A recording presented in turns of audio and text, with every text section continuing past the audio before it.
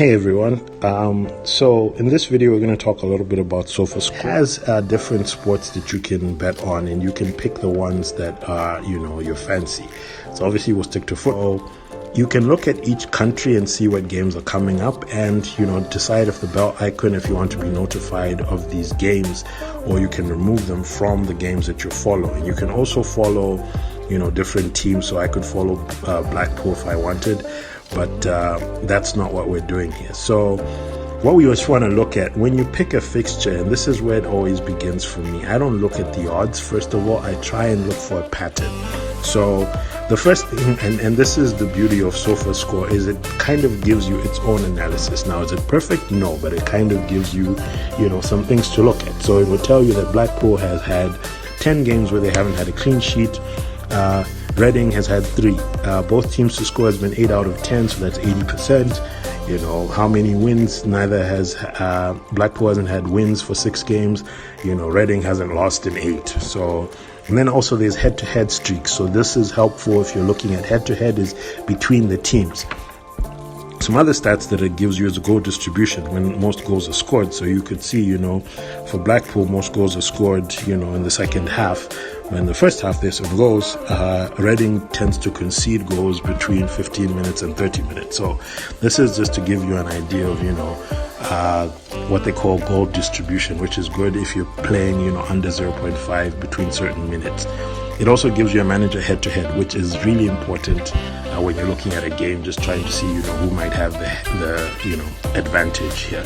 And then also gives you the odds and what it thinks happens. I say don't pay attention to these things because, if you're just looking for quick numbers, this might not be the place to look at. Look for meaningful data. So let's just try and quickly look through the head-to-head to try and figure out, what it is here and, what odd maybe you might want to play for this particular game if you're playing it. So looking at the last games that have been played, and this is really important. Sometimes when you're looking at the head-to-head, you need to focus on most recent games or the last, 5 games. That gives you a bit of an idea of, how a team has fared. But then you also have to look at the years, because sometimes you'll find that, for example, there's a game here from 2012.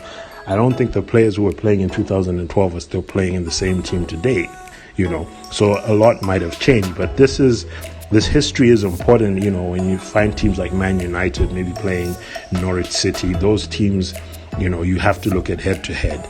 But in this particular case, the last time they met in the FA Cup, they both scored and it ended as a draw. So that's why this replay is there. So what we would look for now is the home team, how they've played. So I'll click the home tab just to try and see, Blackpool.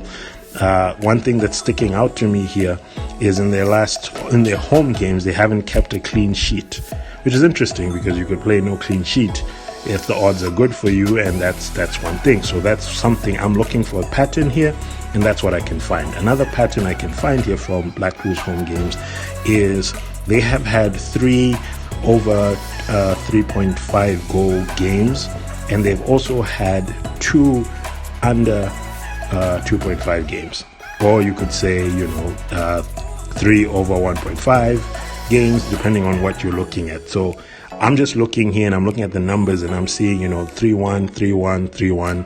That spells to me they've had 3 over 3.5 games in the last 5 games that they've played at home. Now, is that the case in every game they've played? When I remove the home tab, now you can kind of see a more detailed picture that includes their away games. And what I'm picking here as a trend is they've had 2 games where they've had under 1.5, or is it under 2.5 goals? But then on average, most of their games have had more than 2 goals. So maybe over 1.5 would be a safe bet to play here. And that's just looking at Blackpool. But of course, I have to confirm that. So I'll look at what Reading has done. And in Reading's last games, I think there's one game where they ended 0-0. One game over 1-0, and the rest seem to have had over 0.5 goals. So that's something that I would look at. The other thing I'll probably look at is how many times Reading has conceded in the last 5 games. So I see that they conceded in the Championship, they conceded to Blackpool, they conceded to Fulham, against Preston North they didn't, against Queen Park Rangers they didn't. So in the last 5 games, they have conceded 3 in 3 games. So both teams to score might be a possibility here. It being an FA Cup, it might be a good bet. So then from here, what I would do is then I would pop into Betway and then try and see what the odds are for these things. So just to show you, you mind my screen here, I'll just pop into Betway and then I would look at, what the odds are for this particular game. So I will look at over 1.5. Wow, that is a sweet odd, I think. Over 1.5 is 1.31. So I would add it to my slip if I wanted, or I could do both teams to score. Let's see what both teams to score looks like here. So both teams to score is 1.74, which I think also would be a sweet odd. So right there, I've kind of, based on my own analysis of the game, I am looking at what I think might happen. And like I said, it's not fully detailed, but this is just how I use it. Now, how you use it might be different. I look for a pattern. I look for anything like a common theme. And because in betting, there's different variables and different things that you can look at, you look for those things. If, say, for example, I was looking at how many corners, then I would need to go through every single game. So I'd go on their last game and go to statistics and realize they had 15 corners in that game. And then I'll go back again and I'll look at, I guess in 2015 we can't see. So in the last game they played, they had 15 corners. But then, when Blackpool was playing, how many corners? 14 corners. Excuse me. Here they had 8. Here they had 9, so numbers reducing, that's interesting. And here they had 11. So my thought here, and it's, it's not a detailed way I have like a list that I'm giving you, but I'm looking and, I would be keeping note of the things that I'm saying. I'd say 9 plus 8 plus 11 plus 14 plus 15. That is 5, I think. Have I done 5? Good, my math is bad. So on average, 11. I just want to give you guys an idea of how, you calculate the average.